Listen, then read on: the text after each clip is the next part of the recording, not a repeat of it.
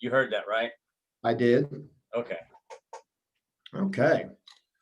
Well, how's it going there, Grandmaster? It's going pretty good. Pretty good. A little cold down here for Florida. I'm telling you. I'm not used to Yeah, it. it's a little chilly down here in Texas as well. We like it. We like it in the 70s and 80s, not the 50s. So Yeah, because it's about 55, 57 right now. That's crazy. gotcha. Well, today we're gonna walk through a part one interview of you to start to document your story, so that we have a legacy that will carry on well beyond your years. And when people want to know about you, they're able to learn about you without having to guess. And one thing I've learned through my specifically my studies of Krav is that unfortunately there's not a lot of videos and documentation directly from Emil Lichtenfield to tell us his story. And so a lot of his story is told by other people that sometimes are politically motivated to have their own story, or you understand when it comes to lineage. So what I want to be able to do with this is be able to document in your own words, your lineage and such. So if it's all right, we'll go ahead and get started and just kind of give you an idea of the format. We kind of walked through this once before. So the format today is going to be, we're going to try to cover part one, which is going to be your life up into from birth until the end of the Vietnam War. And then part two will be, we'll pick up at the end of the Vietnam War, explore Okinawa, Shorin-Ryu, and then your movement to Maryland, your life with Judy, and then of course your new life with your new life with your beloved that you have now in Florida, and how you got there and all that good jazz. So we'll just get started with, why don't you just tell me first, when were you born? I was born September 14th, 1948 in Sinton, Texas. So where is Sinton? That if you go on the Texas map and you look on the coastline for Corpus Christi, it's about 30 miles inland. Okay. Okay. And so were you there your whole childhood, or was it only the formative years there? Just I think we moved out of there when I was 3. Okay. Yeah. Mom and dad got divorced. Was that the action of moving, or what was the action of moving? I really don't recall at that time. I do know when I was 5, they had already been divorced. Okay. Yeah, Mama and my brother and myself, we lived in San Antonio. Okay. Yeah. And so how many brothers and sisters do you have? I got one of each. Both of them are gone, of course, Right. for various things. My sister, she's actually adopted. So, Okay. but as far as I was concerned, she was my real blood. Right. And so were you the youngest, the oldest? How do you fall in the list? I'm in the middle. Okay. Yeah, my brother, he was 3 years older than me. So you do realize the middle child's always a screwed up child. Of course, but I'm the only one that became successful. Interesting. Okay. Oh, yeah. And so let's kind of look backwards and look at a little bit your heritage. So Rankin, what is that name? Tell me where that comes from. Rankin itself is an Irish, Scottish name. Our relatives, I can't remember the name of the boat that they came across, but they landed at Williamsburg. And from there, they just spread out mainly in the Virginia, West Virginia, and a few actually came down this way. We have some distant cousins. Instead of coming into Virginia, they had migrated to England and then to Canada. If you've ever heard the Rankin family, it's a singing group up there, platinum and all that good stuff. We are second and third cousins. Gotcha. And so did you have much experience with your grandparents at all? Not really. My grandfather on my father's side, he passed away the same year I was born. My grandmother, she died at 26 when they had the influenza outbreak. Yeah, and that took a lot of people across the United States.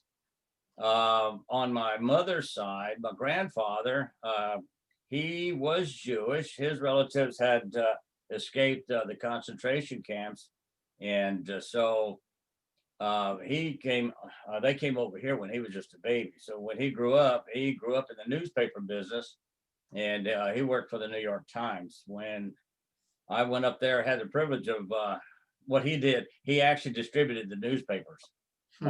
all up and down to Long Island, that kind of thing. It's So, pretty easy work, right? oh no, no, no. Actually, I had the privilege of going out with him a couple of times, and so my job was to actually throw the papers. And some of these bundles are huge. So Yeah, he stayed up driving. He just laughed when I complained. He said, "This is what I do every day, boy." that's fun. So what about your mom's side? Did you have much interaction with your grandparents there at all? Well, no, that was them. Oh, that was your mom's side. So what about your dad's side? Well, as I say, my dad's side, my grandfather, he died the same year I was born. Oh, okay, I got And you. my grandmother, she died at 26 because So that of was your dad's side that was that. So your mom's side, the one that you went throwing papers with. exactly. Gotcha. Okay. And so your mom got divorced when you were young, I was very young, exactly. and so she got custody of you and your brother and sister. Exactly. Yeah. Did And she ever remarry? she did for about a couple of weeks. Okay. The guy that she married, he tried to discipline us in a physical way, and she beat him up, kicked him out, and got a divorce. Wow. My mother was she was from New York City, So she and didn't put up with it. oh no, nobody messes with her babies. So, like from the time you were a baby until like right before high school, let's talk about that area of your life. What were you mostly in New York from elementary school and junior high, or were you in Texas? I was in San Antonio. Okay. Yeah, I started off. The school was Bonham Elementary. I did my first 3 years there, Okay.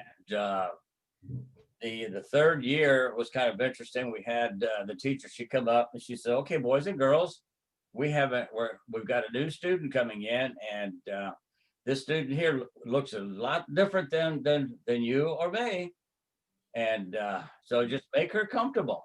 She was a black girl. Oh, We didn't okay. care. It's just another Right, kid that we can play with, that kind of thing. right, right. So um, after about a week, all of a sudden we're looking around. We asked the teacher, "Where'd this girl?" "Oh, she went to a better school.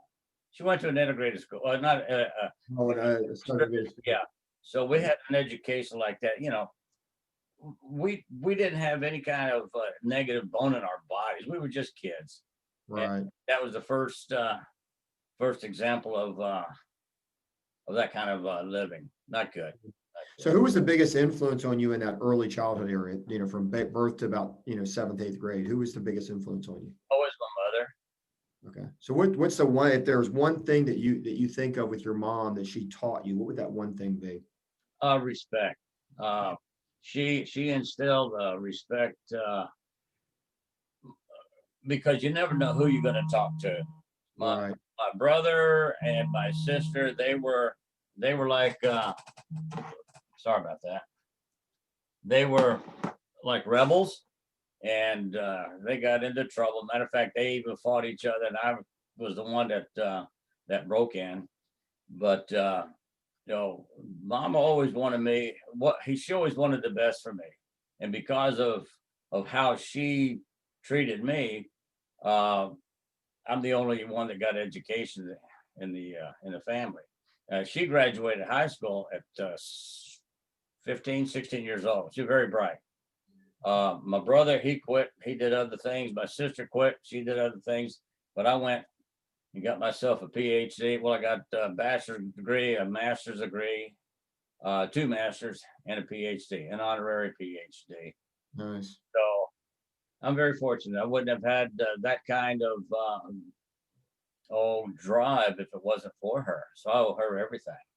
So, was there anybody childhood wise, like grandparents or uncles, aunts, or your mom that was a martial artist, or are you the first real martial artist in the I'm the only one. family? Okay. Yeah, everybody else, they were too busy working. Our family, I don't know much about my mother's side, but on our side, they were hard workers. They were immigrant workers, type of people. Wherever there's job, they would go there. Gotcha. My father, he worked as a mechanic, um, and as well as working in the oil field, and that was hard work. So, did you do some oil field work when you were growing up? I did when I was 12 years old. Spent the summer with him, and he said, "All right, let's go." So he taught me the trade about oil oil drill and so forth. Matter of fact, he's the one that got me to drive. We're heading out to the field, and we're on this old road. And he looked at me and said, "Boy, stop the car." I said, "What do you mean?" He said, "Just stop the car. You keep hounding about wanting to drive. Get your butt over here." I says, "Okay." So we're going down the way, and I start to do one of these things. He said, "You got two choices, son.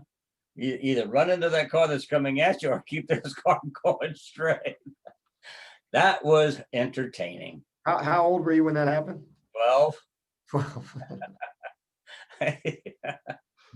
So, Well, not a good idea to nowadays to do that, but probably really wasn't that far off back then and where you lived at. I would suspect that there's a lot of people that did that with their kids back then. oh yeah, yeah. Well, my father, he lived about 20 miles from me. So mama dropped actually my brother and myself off. They went back home and I stayed with them. And that's when I got my taste to the drilling life. Gotcha. And so talk about high school a bit. Where'd you go to high school? I went to 3 different places. I went to Somerset, which is just south of San Antonio. Mama moved, and we moved with her up. Went to Flushing High School, which is in Queens, New York. Okay. Then I went to high school. I was like a gypsy. I went to high school in a place called Divine, and that's in Texas. Okay. And, then I went back to New York, place called Franklin K. Lane. And because of Franklin K. Lane, I joined the Army. It was safer that way. Right. So tell me about activities in high school. What was it? Were you a football player, a basketball player, badminton? I mean, what was your thing? I started out playing football in junior high, but I had bad feet. I got to play in 3 games, and the feet just got the better of me. But I was a band manager also, so I did band full time after that. I played the trombone, and so I was pretty good. I became first chair.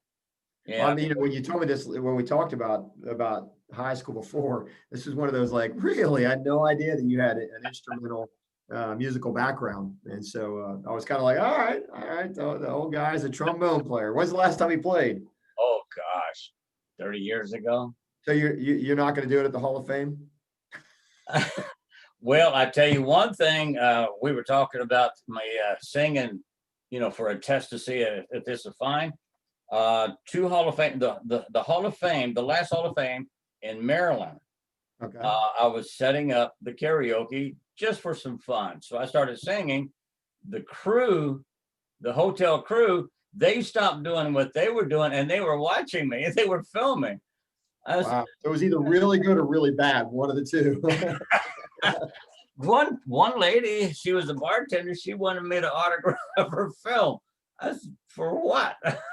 So, you better be good. I said, okay, thank you. It was a lot of fun. So high school was pretty normal, pretty run of the mill, pretty average. No, it was a little rugged. Talk about what happened in New York that drove you into the military. Well, Franklin K. Lane is one of the roughest in New York City. And the street going from the subway with the elevator, so it's called an L. Go from there to the school itself, it's about 4 lanes wide. Okay. On one side of the street, this is my first day going to something of this monster. On one side, there was nothing but Puerto Ricans. On the other side, there was nothing but blacks. And they had it in for each other. So I was told, because you sound like you're from Dallas, even more than Dallas does, all right, with my Texas accent, don't talk. And whatever you do, don't look left or right. I said, man, this is crazy. So I finally get into school. I'm not there but 10, 15 minutes. And then there was a gang war in the cafeteria. What did the cafeteria fight? It was a gang war. There were 2 murders, 3 rapes. 2 of the teachers got beaten up. Yeah, and I'm a country boy, because Divine, Somerset, 200 people in the entire school system from 1st to 12th. Divine's the same way. And then I go to something like this. Wow. Yeah. So Pretty impactful, huh? First time you ever really saw violence? Was that the first time? basically, yeah, that kind. I mean, you see it on television, and Right. you know, But truth be told, probably this was back in the 60s. yeah, yes. So or late 50s, early 60s when you were in high school. When did you graduate? Well, I graduated. I knew more than the teachers did, so I left. What year was that? And that was my junior year. Uh, Okay. What yeah, year was that though? I joined the army in '65, so So early 60s. basically '65. Yeah, yeah. So the United States was pretty at peace and not much going on in that time, huh? Oh man, it was going crazy everywhere. Yeah, So I mean, for those that don't know, because there'll be some people that watch this someday that won't really know, that was pretty much the height of the civil rights movement, wasn't it? exactly, exactly.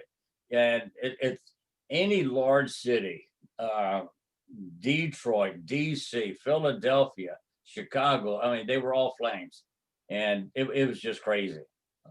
But you did what you had to do. So what was, I mean, tell me your take on like growing up in that time period. I mean, what was your takeaway from that mess compared to today? I mean, because obviously today in 2020, it's, to my generation, we think it's the worst it's been. Obviously, to somebody that had to live through the civil rights movement, it may not be. I don't know. How do you reconcile this generation to what you saw this time period?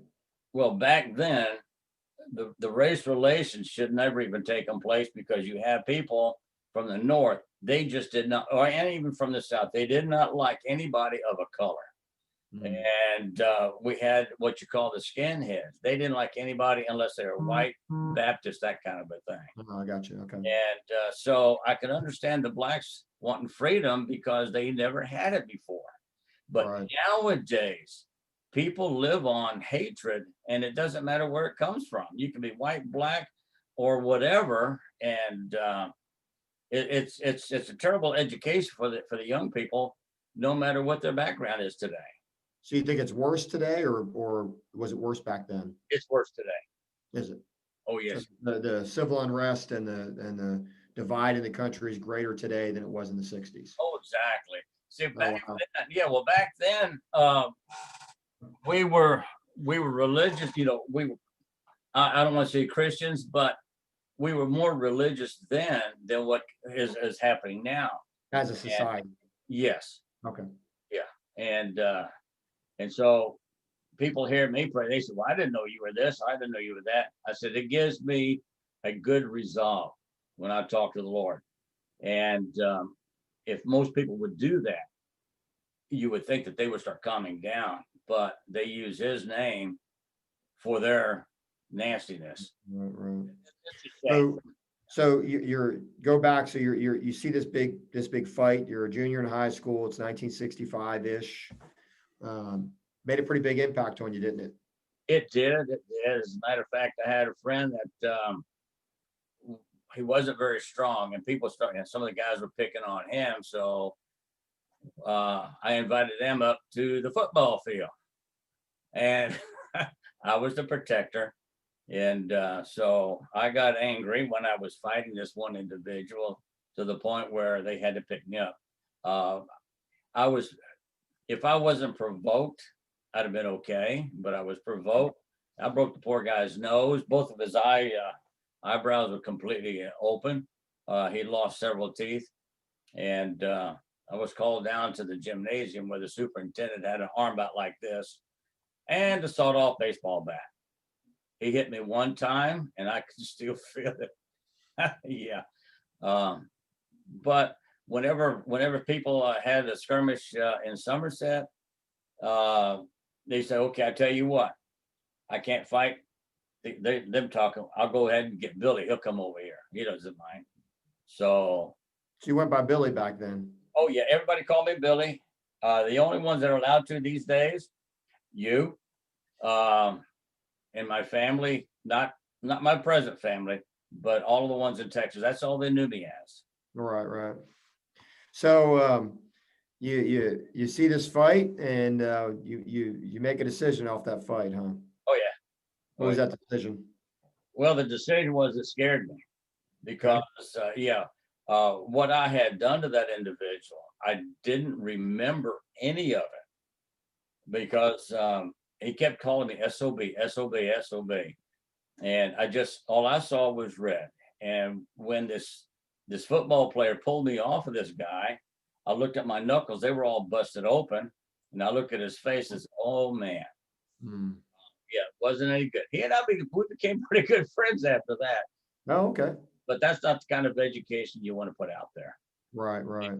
So today, for what I know as a martial artist and my history of being around that kind of a thing, I really fear about getting into a skirmish with somebody. Mm. Well, it's like when you pepper sprayed me, you had the whole police department out there.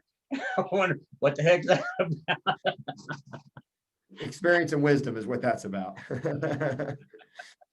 So what prompted you? Was that what prompted you to go down? I mean, because Vietnam War was going on. I mean, it wasn't new. It'd been going on for 3 or 4 years at that point. Well, we actually got involved in it in '62. Right. So those were the advisors.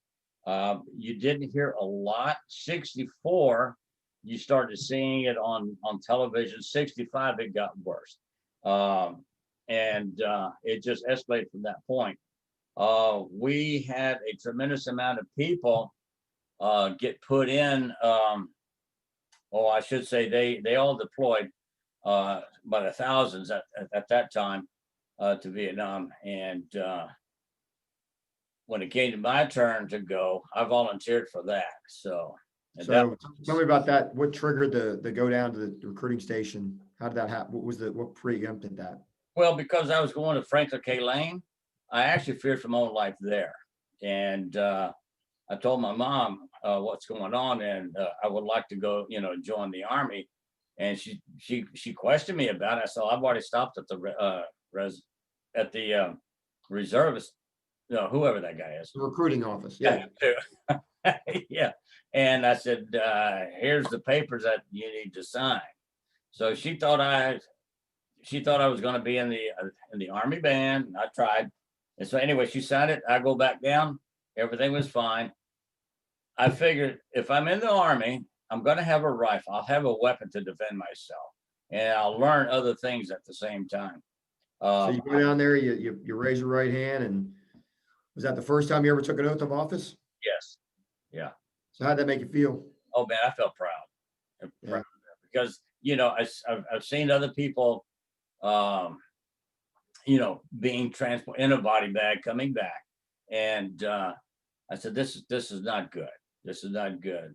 But if I can go over and do my part, and so what they didn't send me to Vietnam. They sent me to France after training. Well, we're going to get to France in a minute, so let's go back a little bit. So you swear in, you take that oath of office, and then they send you back home for a couple of days, or they put you right on a bus. Oh no! I swore in at Fort Hamilton, New York, and there was at least 200 of us. I was considered RA. At 17, I couldn't be drafted, so it's called regular Army. These are the volunteers. All the RAs were put on one side. All of the USs, which are the draftees, they get in this line. And one of the sergeants go down the line, and he would go like this: "You're Army, you're Marine. You're Army, you're Marine."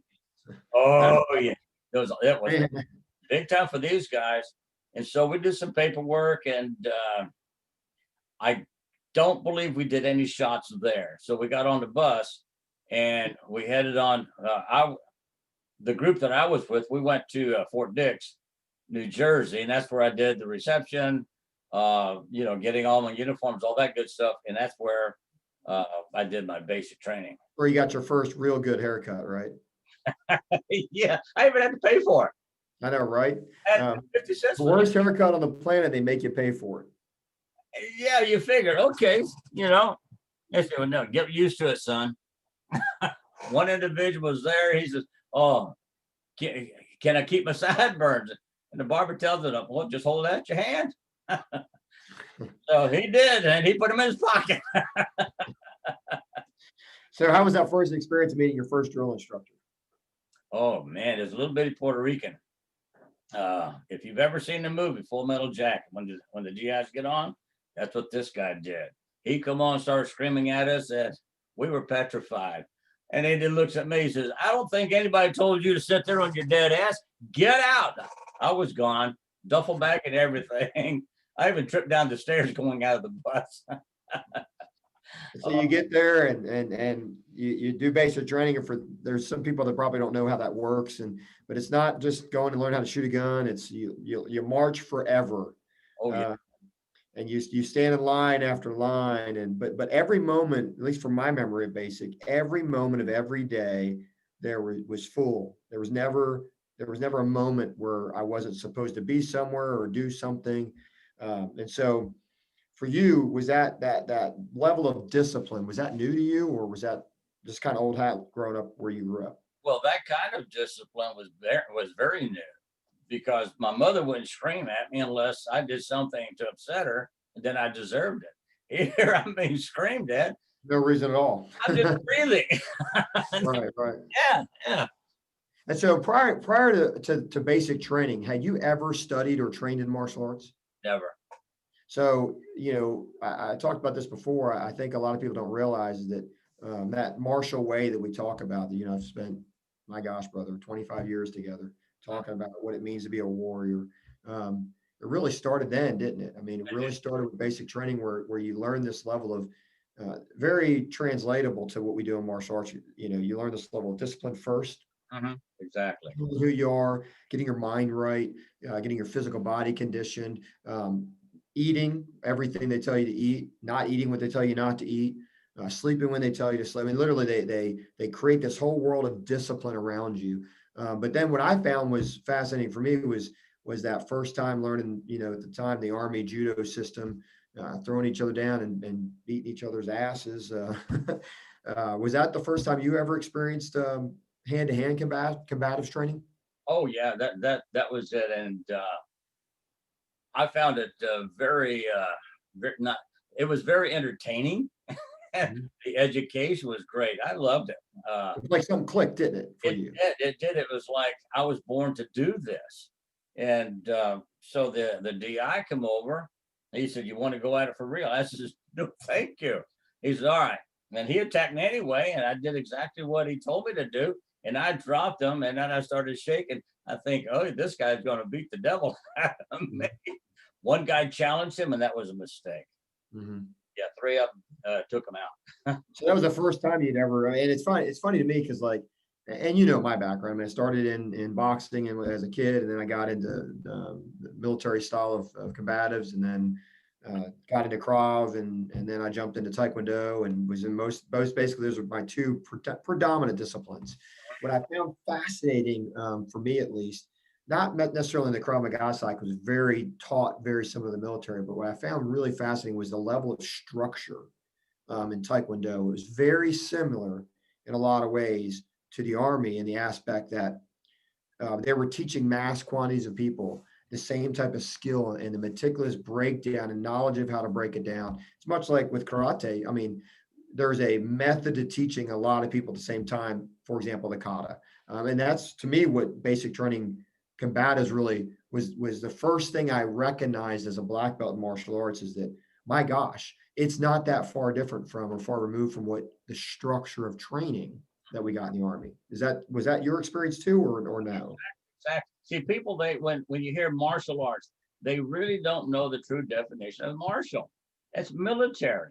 It's the military arts. Yeah. And when you say military training, oh, I don't want to learn to be a soldier. You're not.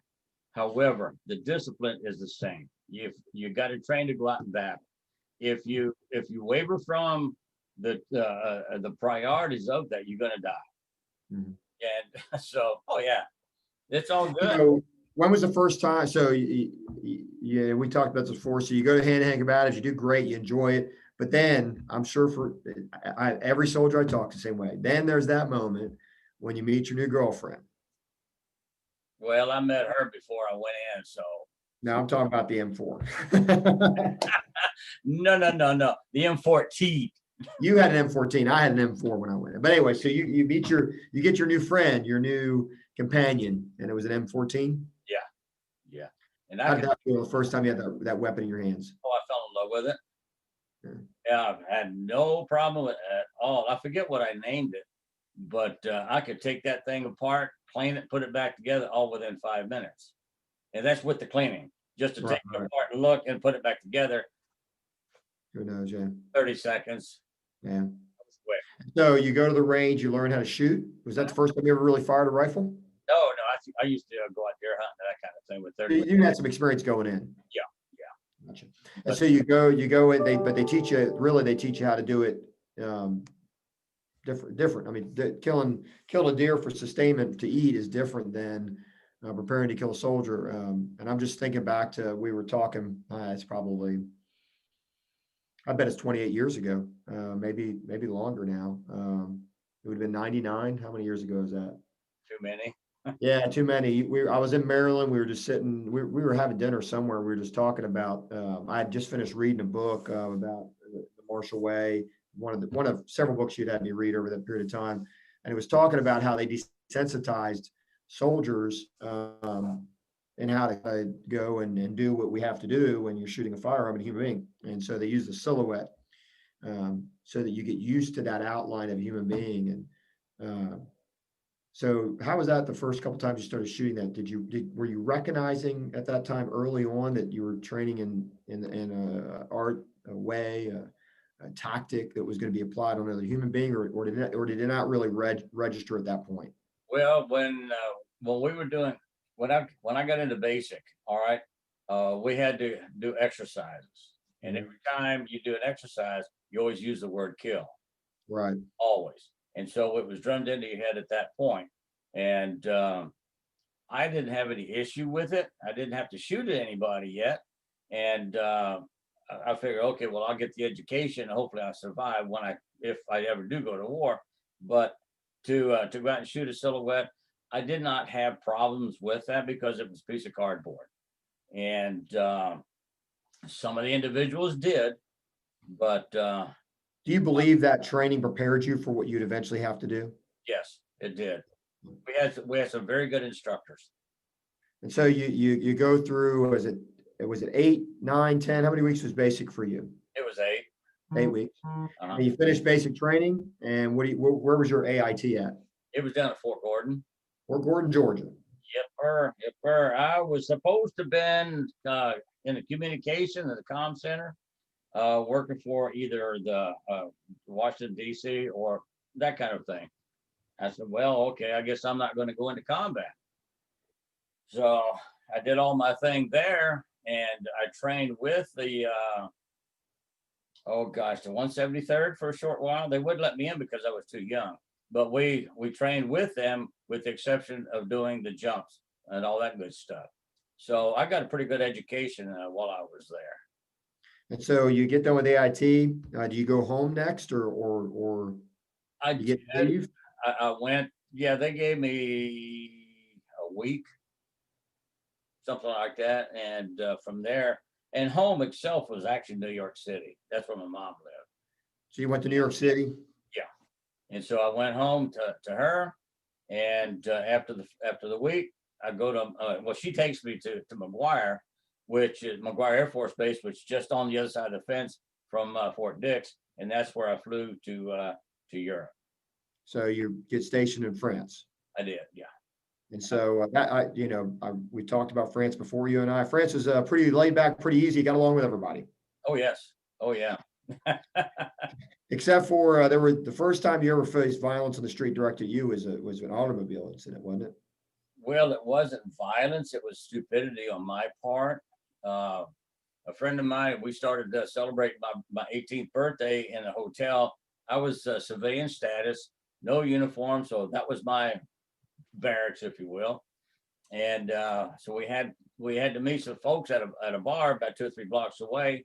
In Paris, they have these parking streets where it's 2 cars on each side of the curb, and there's plenty of room for a car or 2 to go down. My friend, he runs between the 2 cars and takes off across the road. I'm following him, not without a care in the world. I hear some screeching. I turn to my left, and I see this car coming at me. And I'm like, uh-oh. I put my hands up this, and it actually stopped here. And it still didn't dawn on me what happened. I go to the driver and he was petrified. I said, "You okay?" He didn't know what I was saying, but I knew he couldn't move. So I went ahead 2 old blocks down to the bar, ordered a drink. I couldn't drink it. All of a sudden, I started getting the shakes. I almost died. This is And the first time you were face down. yeah, yeah, It of changed you? of that nature. I mean, when I was 6 years old, I fallen two flights straight down. That's pretty lucky to survive that. Yeah, yeah. So the good Lord's been watching me. He's been with me all my life. And so let's talk about that for a minute. So you're a man of faith. I know that. Yes. Yes, So what was your faith growing up? a Baptist, Southern Baptist. Southern Baptist. All right. And went to church with mom, that kind of thing. Whenever we could. Whatever you could. Yeah. Right. She was basically on foot and had to take a bus everywhere, for her job. Right. And for us to try to get on a bus to go to a church, that was where we lived in San Antonio was a little difficult. And so got a good relationship with God. You pray quite often. Every day. I mean, I know you to be a man of God. I know I know your faith strong, but a lot of people may not know that. And so, when do you feel you found salvation in Jesus? When was that in your life? Oh, in actuality, after I grew up, because I was baptized when I was 10, Right. and I didn't. Okay, hey, I'm going to get the floating water, whoopee! But not knowing what it actually represented, I didn't. When I got stationed overseas, where, since we're not talking about Vietnam yet, but that's where it was at. That's pretty much where I understood that the Lord is watching over me. And so that's really the first time you had what I would refer to as genuine faith, real faith. Yes. And so, talk about the chain of events that led from volunteering in the military, being stationed in a non-combat zone during a combat era in France, to what transpired to get you to end up in Vietnam from France? Well, the President Charles de Gaulle, he wanted us out of France, and the process was taking place. So we got orders. Our company got orders that we'll be transferring to Worm, Germany, and we had some big equipment that we would have to pick up and haul. I go to my company commander. He was the first lieutenant. This is on a Friday, and so I said, I don't really want to go to Germany, but I'm volunteering for Vietnam. So we had a discussion. He thought I was crazy. He said, I tell you what, specialist, I was a spec 4 at that time, which was equivalent to corporal. And he said, I tell you what, I won't sign it, but you go home, and Monday morning you come back in here, and if you are still that adamant about going, then I'll go ahead and sign it reluctantly. First thing Monday morning, Specialist Rankin reporting as requested, and he says, "You are stupid, you know." I said, "Well, it's that's where I belong," and so he went ahead and signed it. I get on an airplane. I've got a broken arm.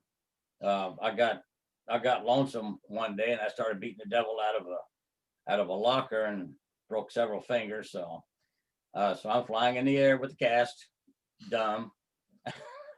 So I had to break off with my mom. Hold on now. Let me make sure that people that watch this really hear what you just said. So you volunteered to get in the Army during a time of draft and war. Right. So you weren't drafted, you volunteered. I was. And now you get a cush assignment, and now you volunteer again. Yes. And this time you're saying, no, I'm volunteering to go where the action is to combat. Exactly. So you're now volunteered twice. Yes, sir. So you get on this plane, you're flying. I've been on that plane before. It's not a fun plane, not to Vietnam, obviously different era of military, but been on that plane to that first deployment. I just remember when I landed, there was a couple things that really were impactful for me. And the first thing, before we get to landing, let's talk about what you saw on the way in.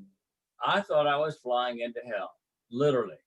All I saw was flame everywhere I looked out the window, nothing but flame. Not big, explosion, but just little little flames everywhere. So, wow. Later on, I found out that, yeah, they were burning unmentionables. So we land, and first of all, the air had a pungent smell. Stench, right? Because that's what I mean. When I landed my first time, I was like, "Whoa, I'm not an American anymore for sure." Because it Oh, smelled. I still remember that smell today, and that was, my God, that was in 1990. that was burnt flesh. Yeah, And people that have never understood about what a human smells like when they're burning, it stays with you forever. Yeah, it's not good. I also, I'm sure your experience was, I know your experience was magnified to mine based on the conflict you were in compared to the ones that I were in, the ones that the ones that I was in. Your conflict was considerably more loss, especially fatalities. So when you're getting off the plane, what's getting put on the plane? Well, fortunately, the bodies, the dead bodies, or I should say the body bags, they were getting on a C-130, and not on In what the we, airfield. yes, sir. So you're coming off a plane and bodies are getting put on a plane. What does that do to your psyche? Uh, it made everything real. Mhm. You say, well, hopefully I don't go home like that because it'll break my mother's heart. And so you have to get it out of your mind right away, because you go into combat and you know that for a fact that that could happen to you. So I landed at Benoit, got on the bus from there, and headed to Long Binh, and that's Now, where before we get there, let me just kind of give you an out. Is that fair? So we kind of talked about this before. I'm a vet, you're a vet. Sometimes it's easy for us to talk about this stuff, but there'll be people that are not veterans that are gonna see this potentially or watch this. And so I want to make sure that you know that, well, I love you. I mean, you're like a dad to me. I mean, you're kind of this weird mixture of a brother and a dad and an instructor. I don't even know what our relationship is. It's one of the strangest ones I've ever had, but it's a great relationship. it And is. so I don't want you to feel that you have to answer anything, or if we get into an area you're just not comfortable, I want you to just know you can just say, not today. Because I do want to go to some tough places in a way that I believe I can do in a respectful way to your life and your experiences. At the same time, I want you to have an out to say, not today. Fair enough? I appreciate that. I think I'm So pretty good. I know you are. I know you're a lot further along than you were even when I first met you when it comes to this stuff. So you get on this bus from Long Bend. Where are you heading? We're heading Oh, you're heading to Long Bend. we're heading to Long Binh. The base that we landed at is Benoit. Benoit. Okay. It was one of the largest air bases that we have in Vietnam. So we get on this bus, and we're heading to Long Binh, and we didn't have any weapons or anything like that. You had these thick bars and mesh along the windows, and to keep the grenades from coming in. So uh, it was about maybe 8 to 10 miles from Long Binh. I mean, from Benoit to Long Binh. So we're going down these tiny roads, and you get an education. When there's a lot of people, we felt pretty good. But then whenever there weren't any people on the road, that is, that's when everybody on the bus got nervous, because if there's nobody there, that means the enemy is moving in, and they didn't want to get killed. So we finally get to Long Binh, and we felt relaxed. Long Binh is where it was the replacement battalion. That's where they decide who's going where. Exactly. And so we got an orientation in general for the whole country. But yeah, it was. I got my rifle there. And so you didn't bring your trombone. No, it's a different horn I had to blow. Right. Yeah. Yeah. Right. So talk about that. I mean, so here it is. Your mom at 17 signed you up for the band. I bet she didn't know that you were going to end up not in the band. Right. Sure probably didn't think their baby was going to end up in combat. Sure didn't think you were going to get assigned to the Infantry. infantry. Yeah, first infantry. Specifically, I mean, not everybody being the 101st, you were in the Big Red One, right? Yes. And so you get assigned to the Big Red One. What did you think about that? I know you paid attention probably like I did to some parts of school. I bet you paid attention a little bit to the history side. You I, knew about the Big Red One, didn't you? I paid attention to everything. See, I didn't have any infantry training because I was Signal Corps. Right. Right? So we get to the First Infantry Division headquarters, and just across the street, the 275th Signal Battalion or Company. And I thought I was going to go over there. I did after a while, and the commander of First Infantry, he was giving everybody an orientation, and he looks at me and said, "Your Signal." I said, "Yes, sir." He said, "Okay, you're going to be operating that." And what it was, the Prick 25, one of these big radios. I said, "Sir, I've never been trained on anything like that." He had this big old grin on his face, walked up to me, put his arm around my shoulder, said, "Son, OJT is a wonderful thing." On the job training. Yeah, right. I don't want anybody killed because of me. Right. So, but you learn fast. You definitely learn fast. And so you leave Long Bend. Where do you end up? Okay, that was a place called Zion. Okay, Zion. So you leave Long Bend, you're at Zion, which is First Infantry is headquartered, Yes. and you operate out of there for a whole year? Well, no, I was there. Oh gosh, maybe 6 months. And then they put me on what they call the Red Ball Express. It's a convoy that takes ammunition supplies to and from different places. So we went from Zion up to a place called Like, and I was there for about 3 months. Usually Like would get hit every single night. The last time that they got hit before I got there was just the day before. The time when I was there, not one bullet, not one rocket, nothing came into the compound. The day I left, the bunk or the hooch that I lived in got a direct hit. 6 or 7 of the guys that I was working with, they were taking a shower. They got a direct hit. That's what I'm saying. God was watching after me.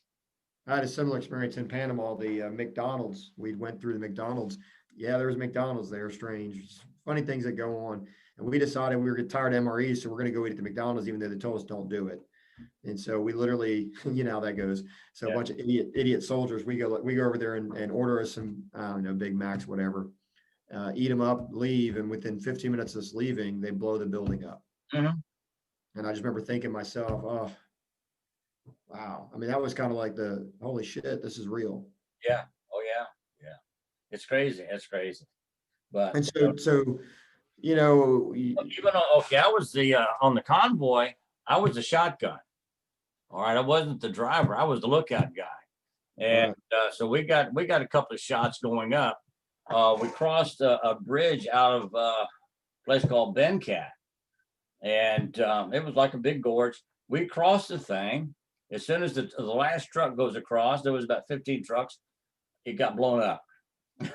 All right, and so the activity at Like stopped before I got there, and then it started again when I left. When I left, I had headed down to Benoit, and that's where I finished out that year plus another year.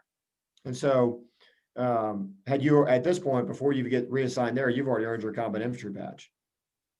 No, I didn't get I didn't get that.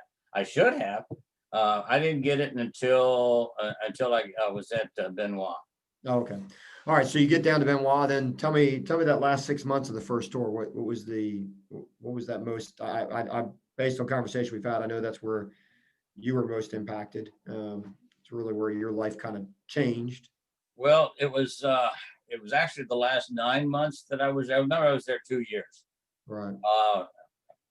Tet Offensive hit, and there, I mean, it was crazy. People coming inside our boundaries and all this good stuff. You didn't know who to shoot, who not to shoot. It was just nuts. So after that was over, I went out with the 11th Cav, and we're policing up dead bodies and trying to find certain things. I found a couple of places where it was a weapons cache, and there must have been about 30 different guns, RPGs, uh, well over 3,000 rounds of different kinds of ammo, grenades. So they were actually going to come after us again. So I got, yeah, it was interesting. So when did you meet your first Korean in Vietnam? Oh, when I was at Xeon. Talk about that a little bit. So who were they and what were they? I mean, for those who don't know, it's called the Rock Soldier, which is a Republic of South Korea, right? Exactly. In Xeon, we had to do perimeter duty, and Bunker 4, which was, oh gosh, at least 3 to 4 miles from the main, outside of the main compound. So there were 4 Koreans and 2 of us Americans. And that's the bunker I would always, they say, okay, perimeter duty. So that they put me out there. The Koreans, they were doing some kind of karate or whatever you want to call it. It didn't look like anything that I trained in. And so they were going to practice on me. And I said, you touch me, I'll tell you, Sergeant. And they, oh, I'm so sorry. I'm so sorry. Their sergeants are nasty people. They will hurt them. And so 2 days after that, something like that, sometime after, was when I actually got out to the bush. All right. The commander, they had 6 of us, I think, 4 to 6 Americans, and there were about 6 to 10 Koreans, and 4 of them just happened to be those guys that I was doing perimeter duty. So it was supposed to be training us to be able to go out and do whatever we have to do. So we got a call from intelligence that there's no enemy activity in the area. Well, nobody told the enemy that. And so the Koreans, they were leading, and it was like, you come down into a short valley, not big, but it was clear there. And as the Koreans were walking in, so was the Viet Cong, Charlie. And so it was hand to hand for these guys. Us 6, no, there were 4 of us. I'm sorry, there was 4 of us. We couldn't shoot because we would end up shooting the Koreans. Within a few short moments, they annihilated these VCs, and I was very impressed. So hand to hand wise, they hand to hand, yeah, hand to hand. So when we got back, I asked my commander if I could train with these guys, and he said, "Go for it if you're that stupid." So I go down to the Korean compound. They were about a half mile from us, and I asked their officer if I could train with them. And so he said, well, go ask your commander, and Mama, go ask daddy, that kind of a thing. So I said, okay. Everybody's giving me approval. I get down there and I report to this gentleman. He was a little bitty guy. And I said, I've got permission to train with y'all if it's okay. So he looks at me from head to toe and looks at me again. He says, you train? I said, yes, sir. I woke up about 2 hours later. I don't know how he hit me or with what, but I was out. And so my martial arts training started from that point on. So I was down there almost every day if I could. And so that's probably when you really fall in love with the martial arts at that point, I would think. Oh, yes. Oh, it was a wonderful world. Not over there, but the training. All right. So you finish up that first tour and it's time to go home. I didn't want to go home. So you tell them that, what they tell you. They said, well, your tour's up. I said, okay, how can I stay? They said, you can volunteer for an extension to your tour. I said, okay, give me the piece of paper. I signed it for a year.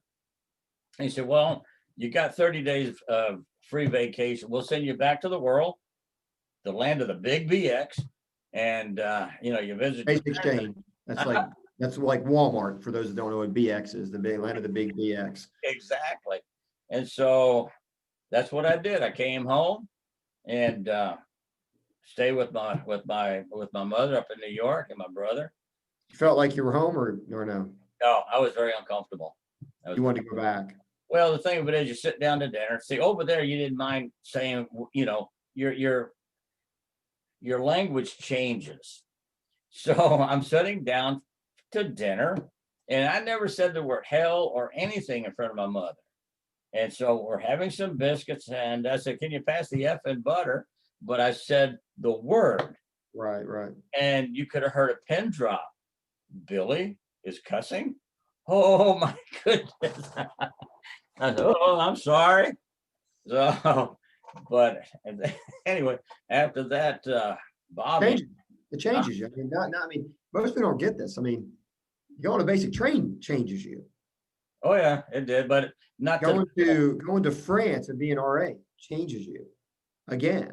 yeah, But going to combat really changes you. it does. I grew up. I became a man. You became a man. Yes, yeah. I And don't so suggest it for anybody else. you come up on the end of that 30 days and you're ready to go back. I was actually ready to go back as soon as I got here. Yeah.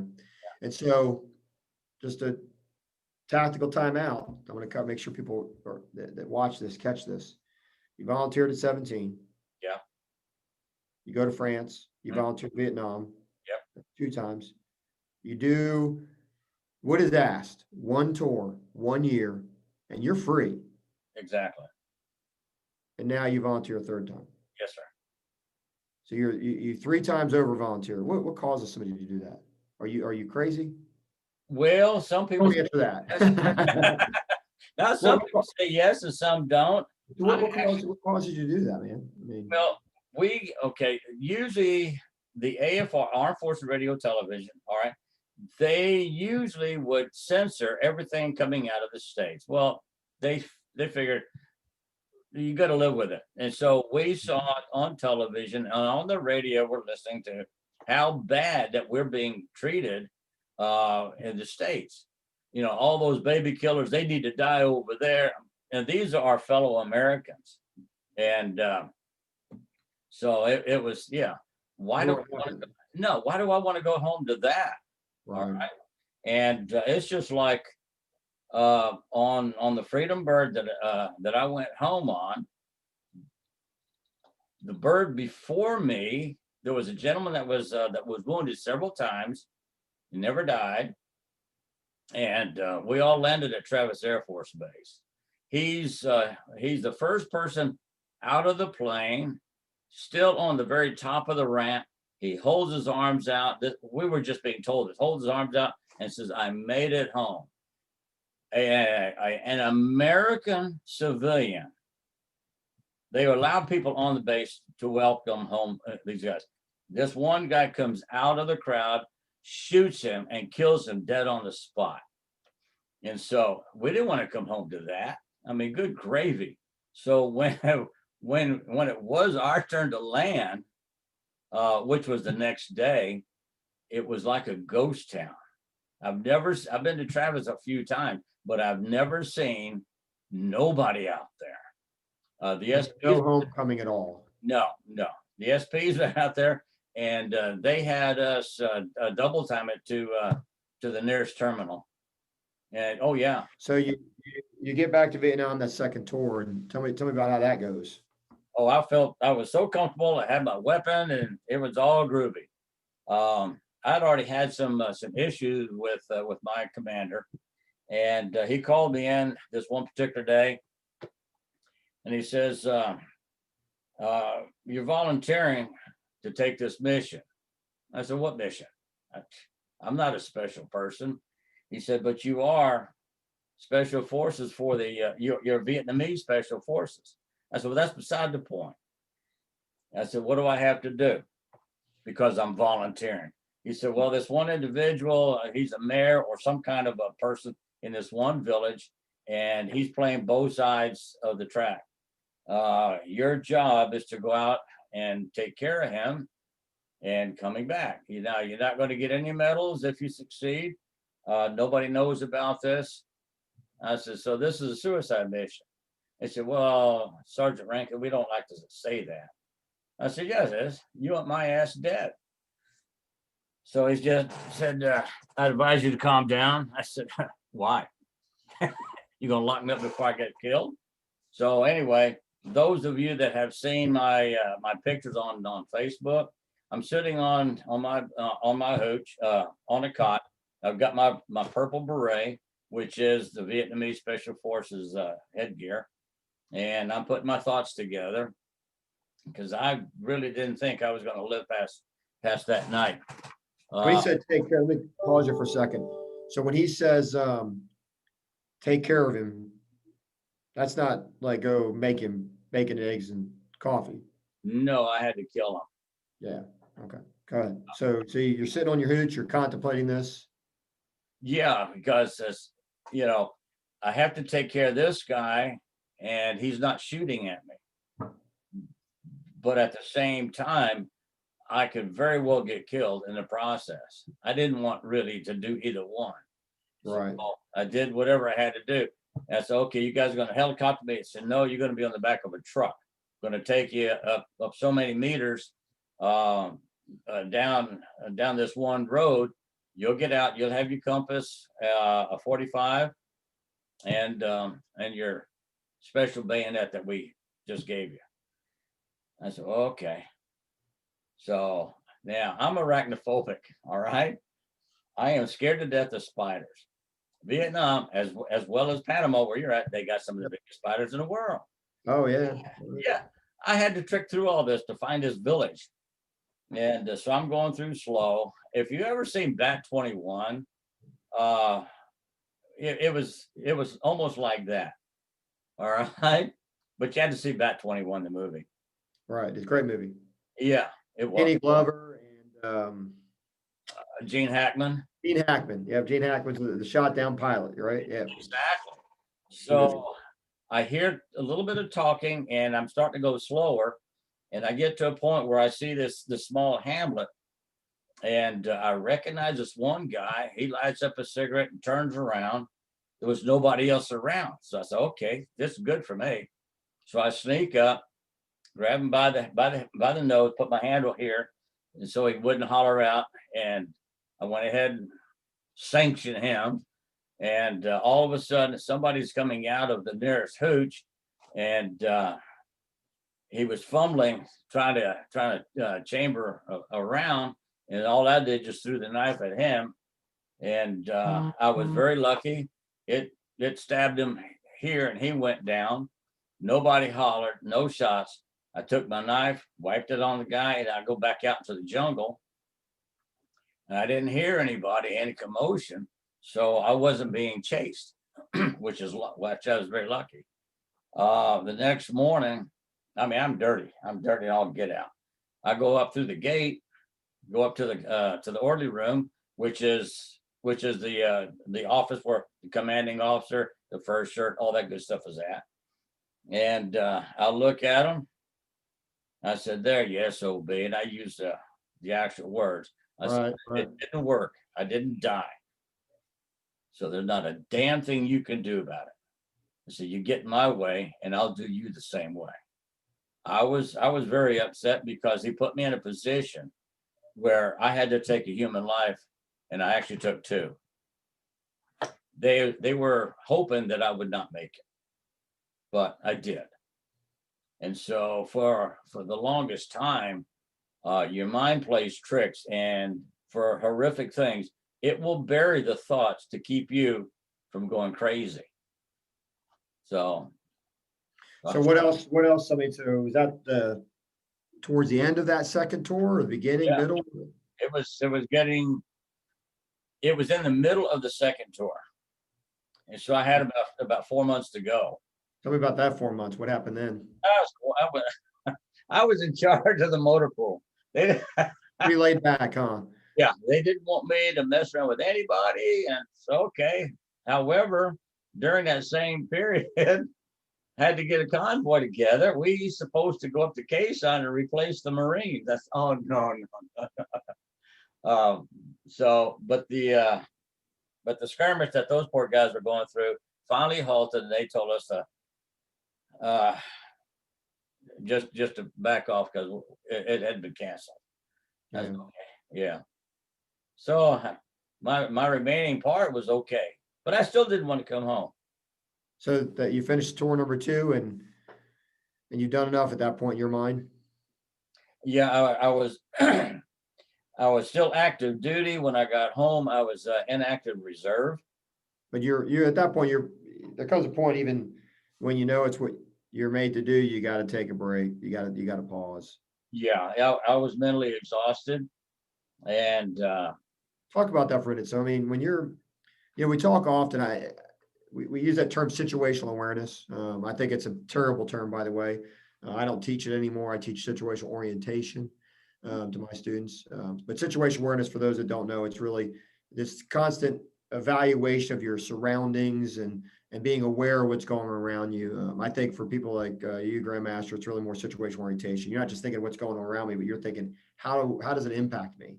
Really more to how does it affect my orientation? How does it impact my safety? And between situational awareness or orientation, whichever word you want to use, and the OODA loop, which is, again, for those that don't know, that's that cycle the brain goes in where you're always observing stimuluses and you're oriented to those stimuluses and you're deciding how to act, and then you decide and then you act. And those loops and cycles and the way the brain works. I don't think a lot of people understand this when they're not in combat or walking a beat as a cop. You don't get to turn that off, do you? no, no. And you don't really get much good sleep either, do you, when you're overseas? For the longest time, I didn't. I wasn't violent when I was sleeping.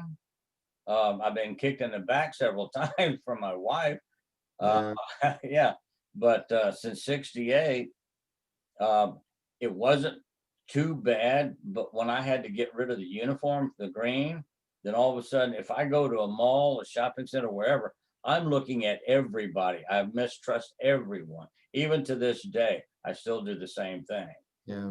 I used to teach college, and they said, Professor Rankin, do you trust anybody? I says, no. Do you trust your wife? I said, well, it might sound cruel, but I do not. I said, I trust an individual that I know that can save my life if it needs to be that way.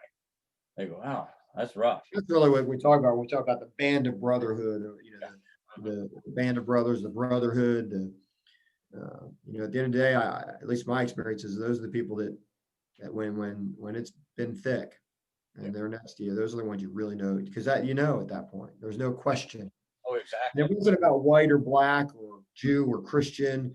Those brothers that were to your right, left, there wasn't like a survey when all shit was hitting the fan, was it? It was just Oh, like you were glad they were there, no oh, matter what they looked like or thought, right? exactly.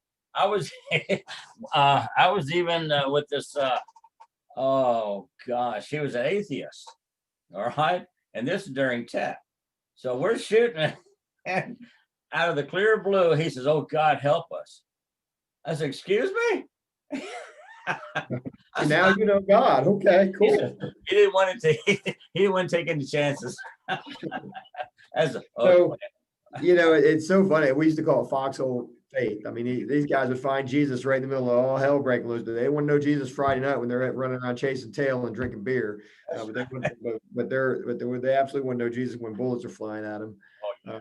So, Vietnam was. Is it fair to say that Vietnam was a life altering moment? oh yeah, without a Yeah, if you look at the Greek word, Kairos and Chronos. Kairos is a ticking of time, the normal timeline, and then there's this Kairos moment, this change of trajectory. In simpler terms, time was ticking. Jesus' death and sacrifice on the cross. Kairos moment for all mankind. That's macro, but micro moments. Vietnam would have been a Kairos moment for you, a change in the trajectory of your life. exactly. So, of the Vietnam experience, if you would just, we'll kind of end on this for today. What would be the one takeaway, if there was just one takeaway you have from Vietnam? What was the one takeaway? Well, being on the nice side, beautiful country. It's a great place to take a vacation. If one can divorce their thoughts, that if you've been stationed there, to get rid of the negatives and just enjoy. The people are wonderful. I loved them all. And some of them I loved even more than that. But it's a great place. I've been invited several times to go, and I just cannot bring myself to do it. Well, we really, we didn't do it justice, and I apologize for that. There's no way that we can do it justice in a conversation. I know that, you know that. Um, but, hear me clearly. This is from one soldier to another. I appreciate your service. Thank you for setting a path for guys like me to follow. Thank you for preserving the freedom, and passing that to me to be able to preserve for the generations that are now. Um, you guys deserve so much more as a generation of warriors than you receive from this country. And uh, I'm personally indebted to you as a soldier to another soldier, and grateful for not just the volunteering once, twice, but three different times. Um, and then, of course, we're going to talk more. Your military service, whatever. But when we talk again, we're going to explore what that looks like. But welcome home. Thank you for your service.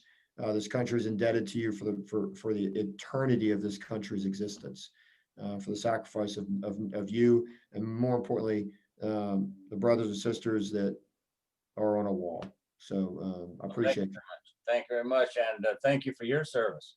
Hey, yeah, my dad was early Vietnam too, and he didn't talk much about it either.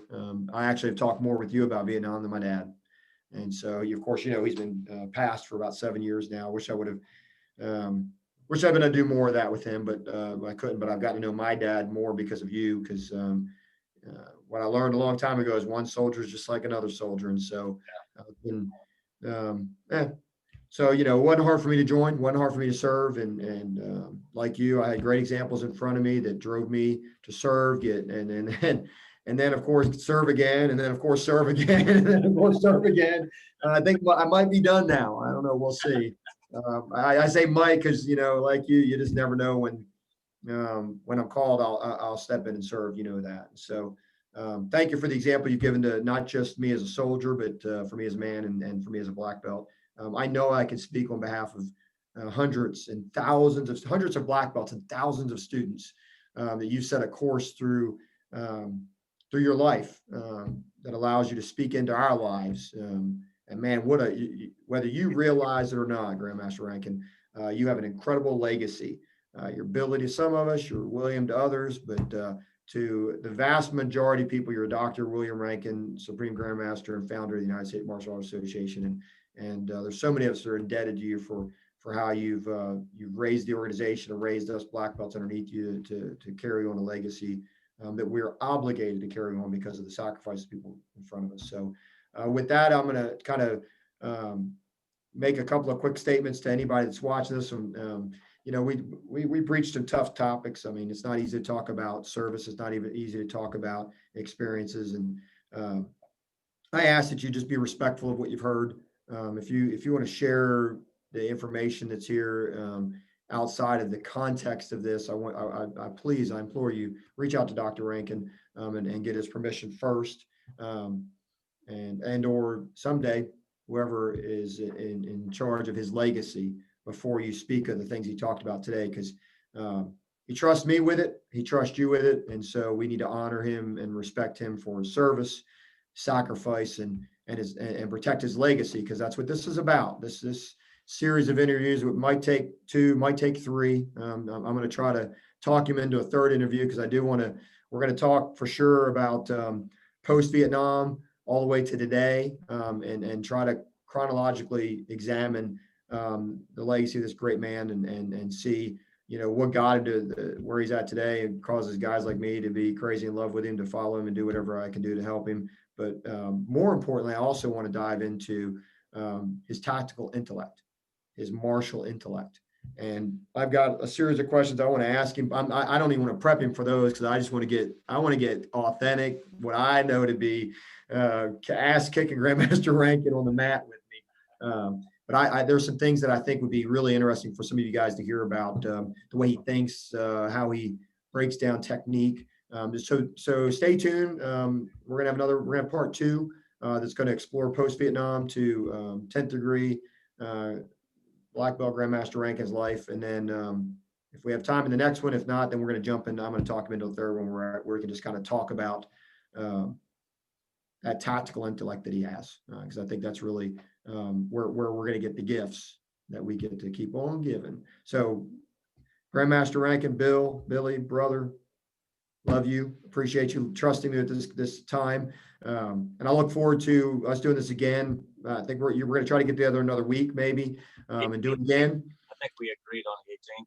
Yeah, the 18th, right? And then we'll see. Maybe we'll have a Christmas special, and maybe we do that one live on Facebook, and we talk about not the personal things, because these two legacies, part 1 and part 2, are really for those that he entrusts with this information. Third one, I really want to play with more. I want to pick his brain and get him talking about bunkai. Sounds good. Appreciate you, Grandmaster. Love you, brother. You be well, my friend. Yep. God bless you. When I end it, it's going to stop the recording. Okay. Very good. You take care. See you, brother. Bye-bye now.